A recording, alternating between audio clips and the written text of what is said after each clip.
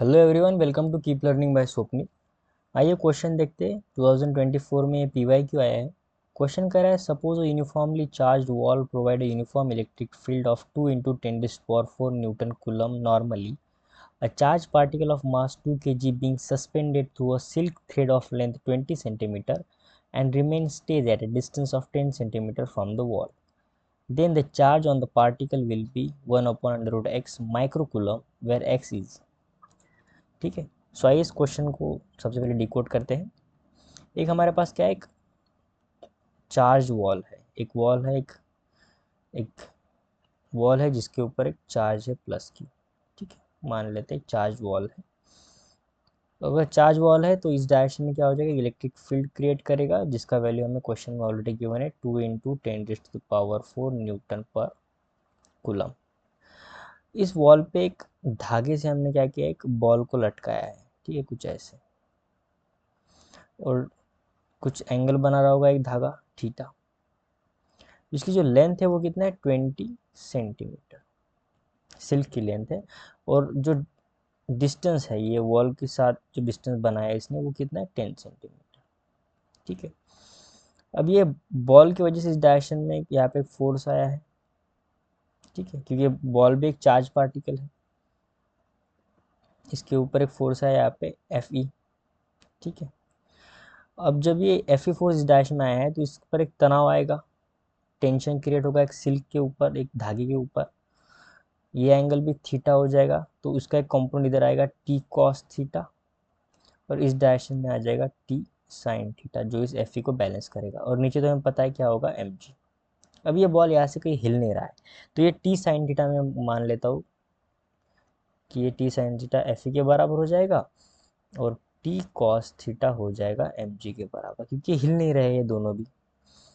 अब हमें ये सिल्क का लेंथ पता है, ये डिस्टेंस भी पता है, तो यहाँ से मैं थीटा एंगल निकाल सकता हूँ। तो यहाँ से जो साइन थीटा की वैल्यू हो जाएगी वो आ जाएगी अपोजिट अपॉन हाइपोटेनियस। सो 10/20, 0 से 0 चला गया, साइन थीटा आ जाएगा 1/2। इसका मतलब थीटा आ जाएगा 30 डिग्री।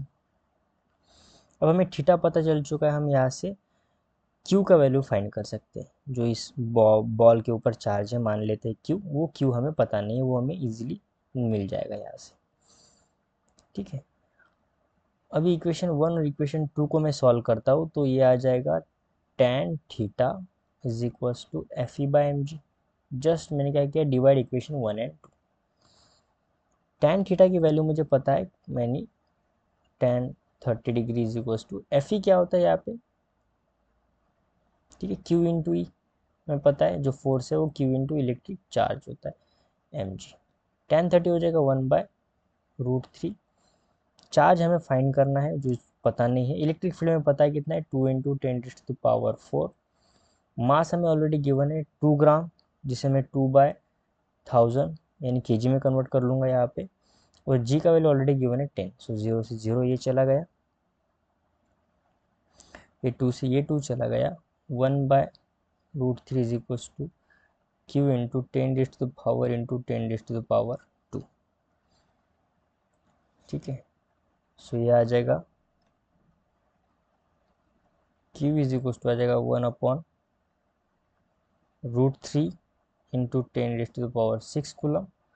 मुझे इसे माइक्रो कूलम में कन्वर्ट करना है। सो 1/√3 इंटू 10⁻6 इंटू 10⁻6, तो आ जाएगा माइक्रो कूलम में। सो 10⁻6 चला गया। सो क्यू इज इक्वल्स टू आ जाएगा 1/√3।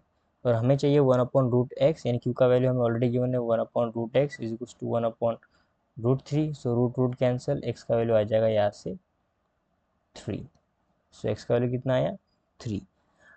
आई होप आपको वीडियो सोल्यूशन अच्छा लगा होगा। वीडियो सोल्यूशन अच्छा लगा है तो चैनल को सब्सक्राइब कर दीजिए, वीडियो को लाइक कर दीजिए। मिलते हैं नेक्स्ट वीडियो सोल्यूशन में। कीप लर्निंग विद स्वप्निल के साथ।